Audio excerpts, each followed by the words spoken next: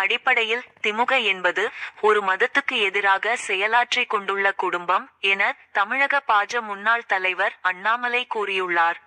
பிரிவு உபசார விழா கோவையில் இந்து முன்னணி சார்பில் நடந்த 162 விநாயகர் சிலைகள் விசர்ஜனம் செய்யும் விழாவில் அவர் பேசியதாவது: திமுக ஆட்சிக்கு வந்து 4 ஆண்டுகள் நிறைவு பெற்றுள்ளது.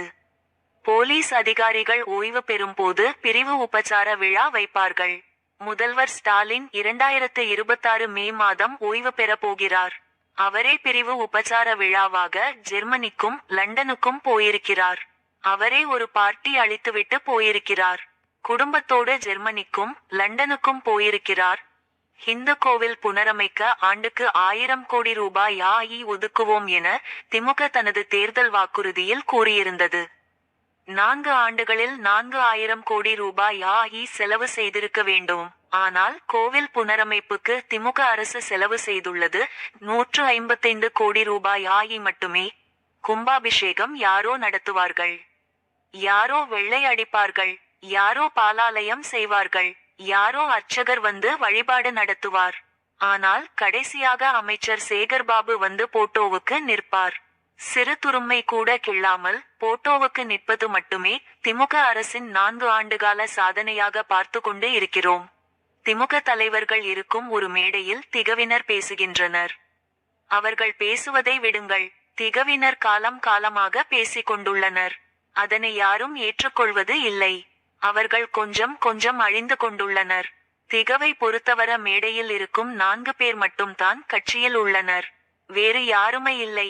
அந்த 4 பேரும் போன பிறகு யாரும் இருக்க மாட்டார்கள். அவர்களோடு உதயநிதி மேடை ஏறி சனாதனத்தை வேரறுப்போம் என கூறினார்.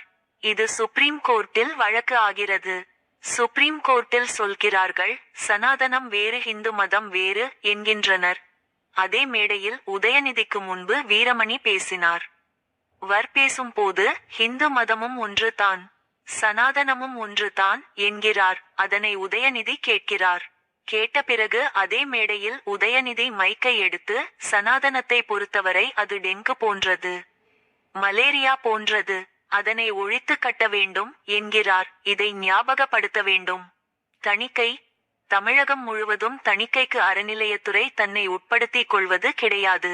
அவர்களை தணிக்கை செய்து கொள்வார்கள். சிஏஜி எல்லாவற்றையும் தணிக்கை செய்வார்கள். ஆனால் கோவிலுக்கு தணிக்கைக்கு அனுமதி கொடுப்பது இல்லை. பெரம்பலூர் கொளத்தூரில் கோவிலுக்கு வெளியே திமுககாரர் உண்டியல் வைத்து வசூல் செய்கிறார். ஒன்றை மக்கள் பிடித்துள்ளனர். இன்னும் எத்தனை கோவிலில் காசு போடுகிறோம்? யார் உடைக்கிறார்கள், யார் எடுத்து செல்கிறார்கள் என்பது நமக்கு தெரியாது. அரசியல் மாற்றம் வந்தால் மட்டும்தான் இந்த மதத்துக்கும் மதத்தை வழிபடுவோருக்கும் சரியான பாதுகாப்பு கிடைக்கும்.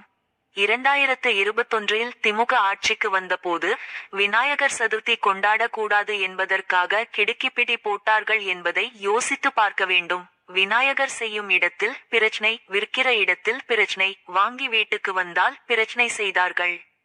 2021 அவ்வளவு பிரச்சனை நடந்த போது உதயநிதி எக்ஸ் பக்கத்தில் கையில் விநாயகர் சிலையை பிடித்தபடி படத்தை போட்டார். உதயநிதி எப்படி விநாயகரை கையில் பிடிக்கலாம் என திகவினர் கேள்வி கேட்டனர். அதற்கு உதயநிதி வீட்டில் பொம்மை கொடுத்தனர், அதனை வாங்கி கையில் வைத்து இருந்தேன், அதுதான் வந்தது என விளக்கம் கொடுத்தார். அடிப்படையில் திமுக என்பது ஒரு மதத்துக்கு எதிராக செயலாற்றிக் கொண்டுள்ள குடும்பம். ஒரு மதத்துக்கு எதிராக ஒரு அரசு தொடர்ந்து செயல்பட்டு இருப்பதை கண்டிக்க வேண்டும். ஓட்டு போடும் போது 10 விஷயத்தை யோசிப்பீர்கள். அதில் முதலாவதாக இதனை யோசிக்க வேண்டும். கல்வி, வேலைவாய்ப்பு, பெண்களுக்கான வேலைவாய்ப்பு ஆகியன எல்லாம் முக்கியம். அதில் இதுவும் முக்கியமாக பார்க்க வேண்டும் என்பது எங்களின் வேண்டுகோள். செப் 10 கேரளாவில் கம்யூனிஸ்ட் அரசு ஐயப்பனுக்கு விழா எடுத்தது.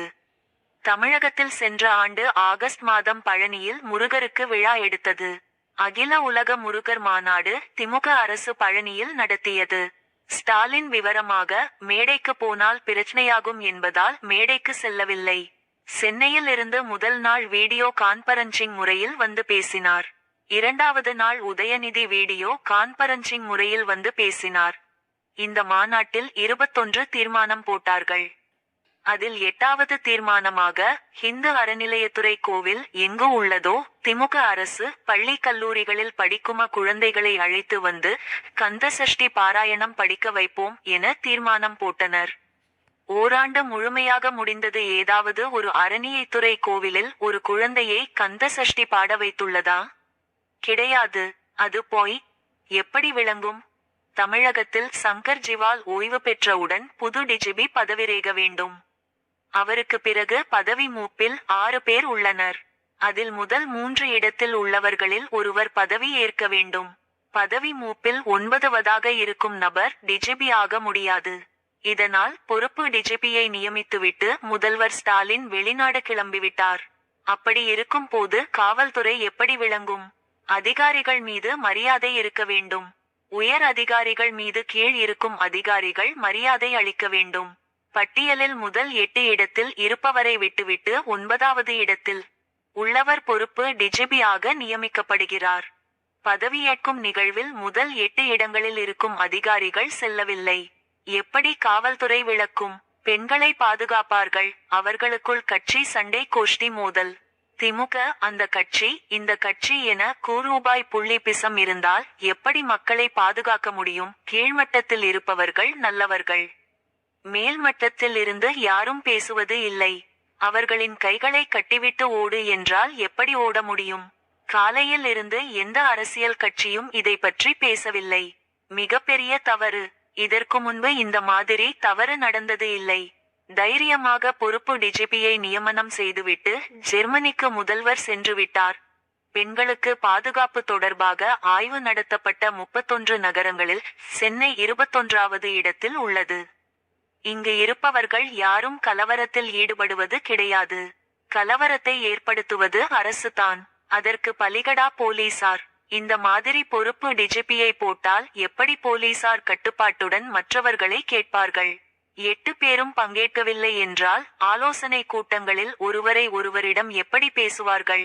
இப்படிப்பட்ட லட்சணத்தில் அரசு இருந்தால் சட்டம் ஒழுங்கு எப்படி இருக்கும்? திமுக ஆட்சியில் அரசு பள்ளியை மூடிவிட்டார்கள். 62% குழந்தைகள் தனியார் பள்ளிகளில் படிக்கின்றனர். 37% பேர் அரசு பள்ளிகளில் படிக்கின்றனர். திமுக ஆட்சிக்கு வந்த பிறகு 7% குழந்தைகள் அரசு பள்ளியில் இருந்து தனியார் பள்ளிக்கு சென்றுவிட்டனர். இவ்வாறு அண்ணாமலை பேசினார்.